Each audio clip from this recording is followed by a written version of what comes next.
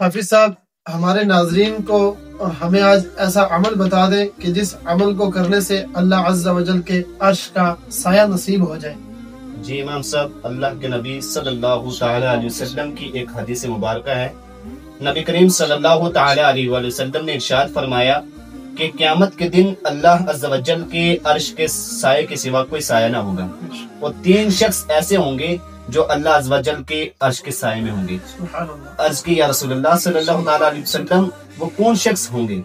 تو نبی کریم صلی اللہ تعالی علیہ وسلم نے ارشاد فرمایا پہلا شخص وہ ہوگا جو میری امتی کی پریشانیاں دور کرے گا، اور دوسرا شخص وہ ہوگا جو میری سنتوں کو زندہ کرے گا، یعنی میری سنتوں پر عمل کرنے والا ہوگا، اور تیسرا شخص وہ ہوگا جو مجھ پر کثرت سے درود و پاک پڑھے گا۔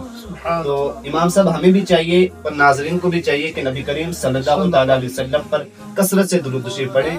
صلو علی الحبیب صلی اللہ علی محمد صلی اللہ تعالی علیہ وسلم۔